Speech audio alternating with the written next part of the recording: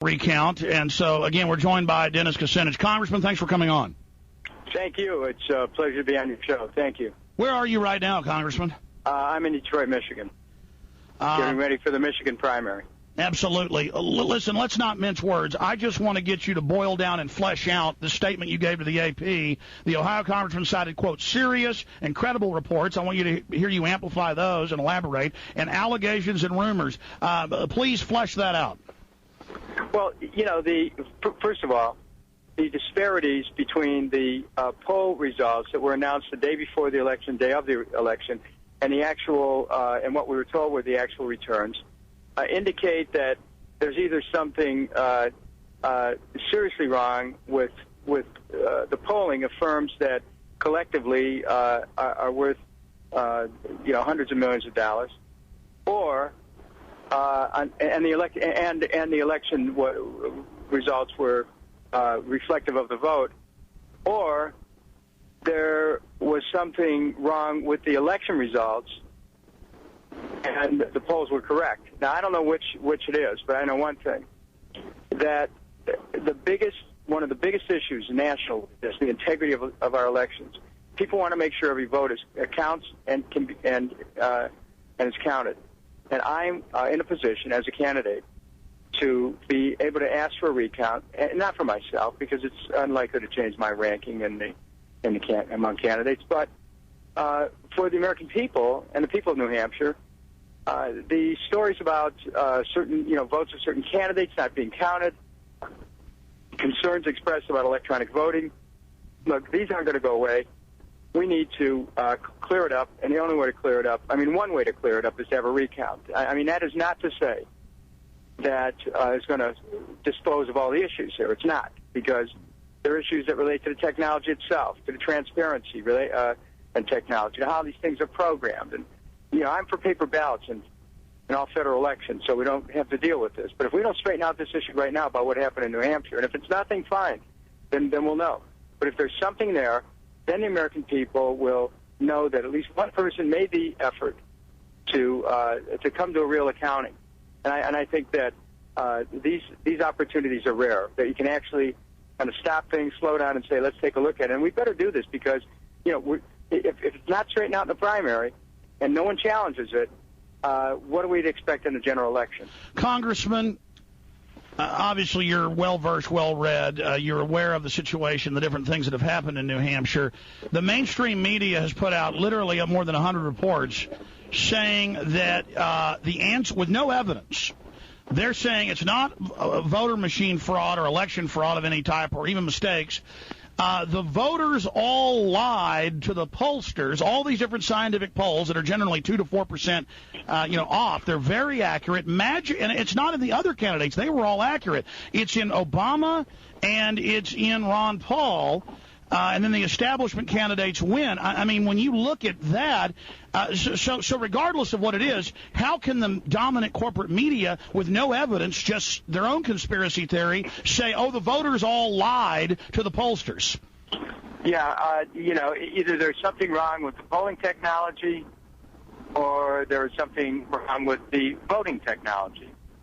But whether it's polling or voting, they're both part of the process, and it needs to be inspected. And we should get some kind of answers. But, sir, Congressman Kucinich, do you agree, though, that it's asinine to claim that the voters all lied to the pollsters? Well, of course.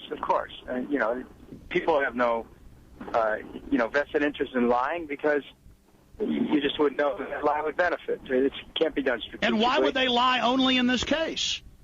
Your point's well taken. I think that it just adds further credence to the importance of having a recount. Now, there's someone who would say, well, the recount itself may not reflect results.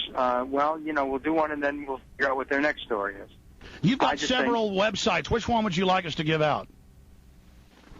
Well, Dennis4President.com is the one that we'd like to hear from people who are concerned about this. And we're also, this recount is not going to come cheap. These other candidates have $100 million campaigns.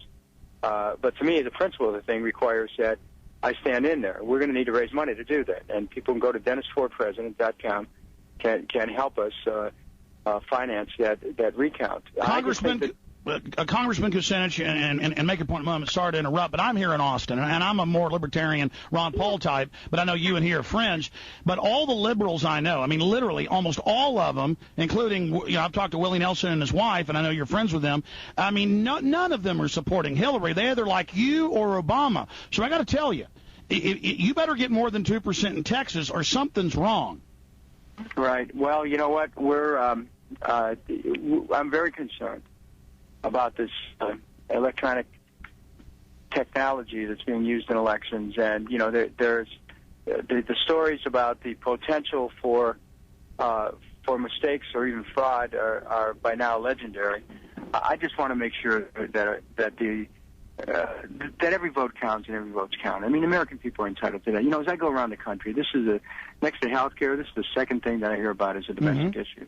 People are really concerned. Will their vote count? Is their vote somehow being stolen? And after 2000 and 2004, there's so much of a loss of faith that what I'm trying to do is to take a step that would cause people to have renewed faith in the process. That's not to say that however this thing plays out in New Hampshire, that there still doesn't have to be a deeper discussion about getting rid of the electronic technology, period. I mean, I'm just saying, I am for paper ballots only in these federal elections. Well, let me just say that, sir, I commend you taking the leadership position, that it's bigger than Dennis Kucinich or Ron Paul or anybody. It's about Absolutely. The electoral voting process. The integrity of it comes first, and I commend you for calling for the Democratic recount and paying for it. I hope folks will support you in financing that. Also, and, of course, we're trying to help the Ron Paul folks get that going, and we have another Republican. I understand that, and, Ron's a friend of mine. We've stood together on a lot of international policy questions, often alone, by the way, the two of us. And I'm glad he has so many friends there. I mean, I really appreciate him, and I wish him well. What do you think about the fact that the polls all showed that he should have gotten almost double what he got, and then he did better in the paper, worse than the machine? I mean, it's just like Howard Dean won the paper, lost the machine in New Hampshire. I mean, this is really starting to have a pattern here, isn't it? I'm concerned, and we can't continue to go through this. I mean, when is somebody going to say, hey, wait a minute? And that's why among Democrats, I decided to be that person to say, wait a minute, let's recount this, and it's not going to benefit me. It's not going to change my place in the standings, but you know what? It may cause the American people to redeem their faith in the process. That right now is at risk when you have conditions where there's such a disparity. I mean, that's all the media is writing about, the huge disparity between what the polls said on the day before the election and the day of the election, and what the turnout was. I mean, how it really turned out. There's something that just doesn't square. And like anything else in life, when you come up with something like that, those kind of mysteries are meant to be solved, and so we need to solve it.